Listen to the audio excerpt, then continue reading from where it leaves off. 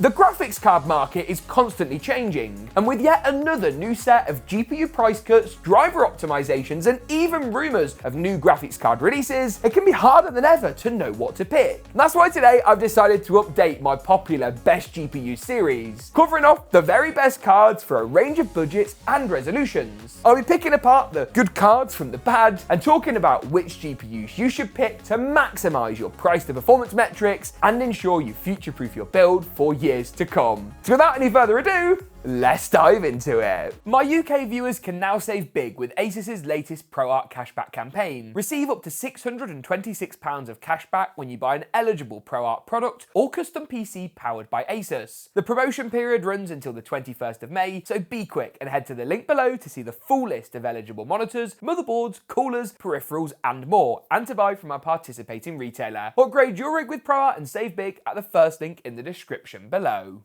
I'm going to split this video down into sections, so feel free to use the timestamps below to navigate between, and I'll start with the cheapest and work through to the most expensive cards. Links to everything, by the way, will be down in the description below. Now before that, let's discuss the state of the GPU market. You've obviously got three players: AMD, Nvidia, and more recently, Intel. Now Intel have been on a bit of a continual roll with their ARC cards, and while they make a good budget entrant to the market, as you'll see in a moment, they're by no means competing with Nvidia or AMD on the higher end of the spectrum just yet. Continual driver updates are making these a better and better bet by the day, but at the high end they still are not competing with Nvidia or AMD. You can actually check out a GPU tier list of sorts that organises the current AMD, Intel and Nvidia GPUs from lowest to highest price. I'll link that at our website link down in the description below. On the Nvidia side, you've got their RTX 4000 series. Basically, the smaller the number, the lower power the card is. The 4060 sits right at the bottom of that lineup and is currently their lowest powered RTX 4000 GPU, while the RTX 4090 is their top end card. Anything with TI at the end is basically a more powerful version of the non-TI card. Anything with Super at the end is a more powerful version of the TI or the non-TI equivalent. That's why you'll see the likes of the RTX 4070 Ti Super.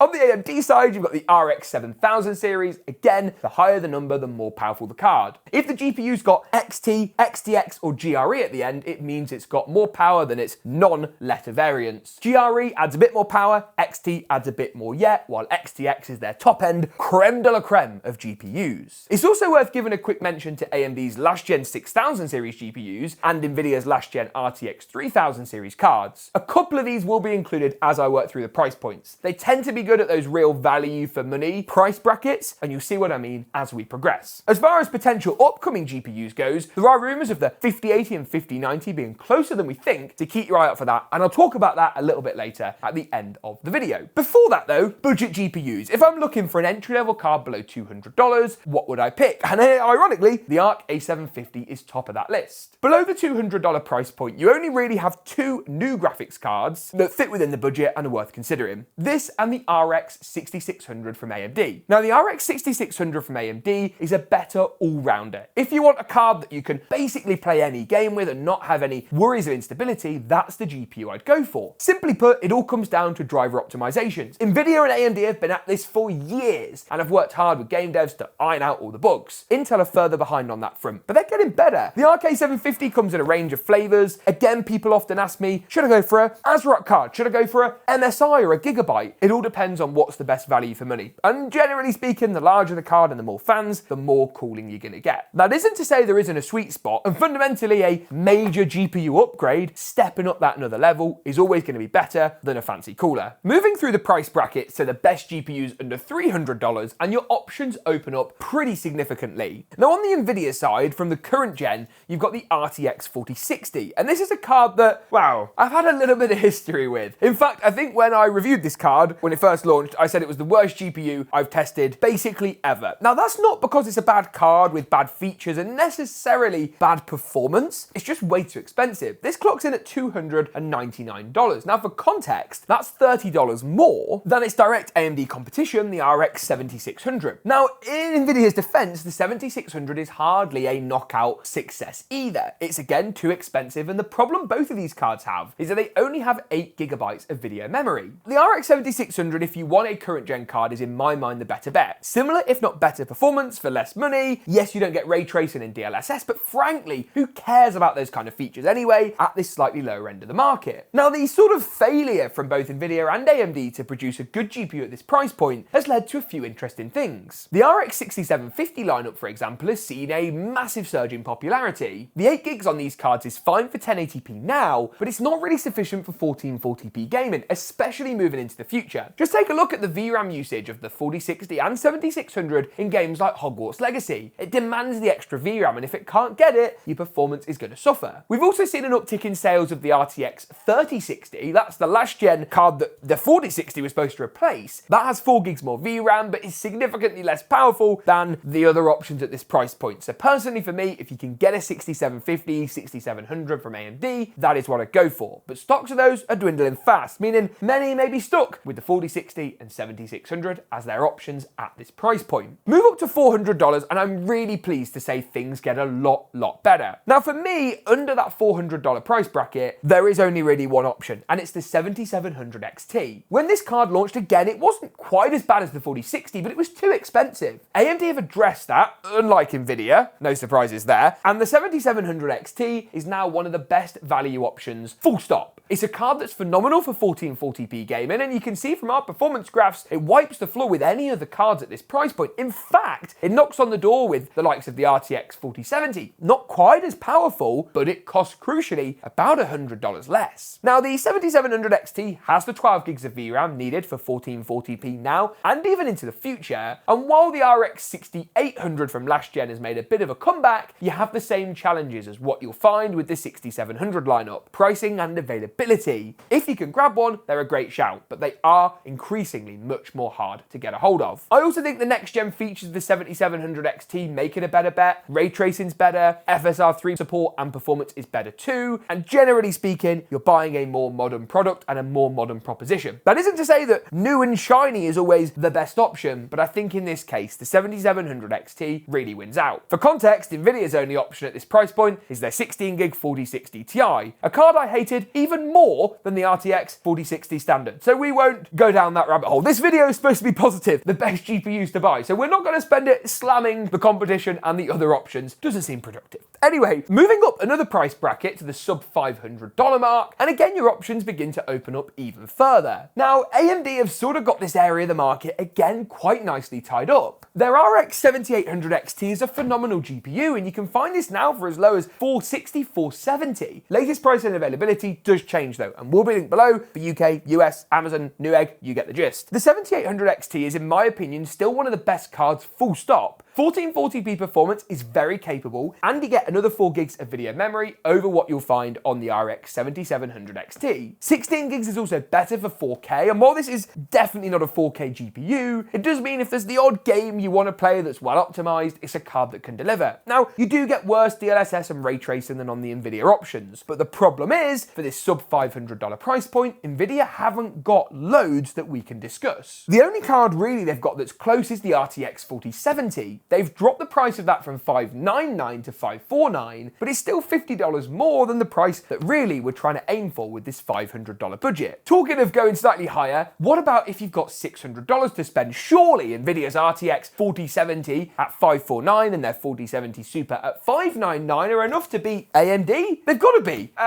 Well, yes, sort of. It's complicated. In comes the 7900 GRE. Now, this is a card that clocks in at $549, and can you tell AMD are trying to steal Nvidia's thunder here? This is what they call the Golden Rabbit Edition. It was previously a China exclusive SKU that they brought to the rest of the world, and AMD, thank you so much for that, because this thing's pretty mighty. Now, when comparing this against the RTX 4070, it's admittedly quite a close battle. And when you bring the 4070 Super into the equation for another $50 more, it gets more skewed towards Nvidia. And this is an area, to be fair to Team Green, I think they've done very well. The 4070 Super, particularly with its DLSS 3 and frame gen support, I think in certain titles wipes the floor with the 7900 GRE. But there's no escaping that the video memory upside and the better rasterization performance make AMD a really really strong contender. Now, saying all of this and being so positive about AMD makes their recent earnings call so confusing, where their GPU sales just can't seem to take off. And I think that points to a market of people who do want some of those NVIDIA exclusive features. Let me know, by the way, in the comments below, are DLSS and ray tracing really important to you? People often in our comments say no, but then we'll still go out and buy those NVIDIA GPUs. And I'm quite intrigued to hear why. So that's $600, but what if we boost things up to that $800 mark? And again, we're kind of spoiled for choice. On the NVIDIA side of the equation, you've got their 4070 Ti Super. Now, the 4070 Ti Super has the 16 gigabytes of video memory. It improves upon the performance of the original 4070 Ti by a really decent margin, and cards like this Asus one are stunning. Now, it's capable at 4K. Again, I think it's more a high-end 1440p card, but those of you using ultra-wides will be really at home with a card like this. And you get fantastic DLSS and ray tracing performance. DLSS 3 is phenomenal, by the way, and the support in terms of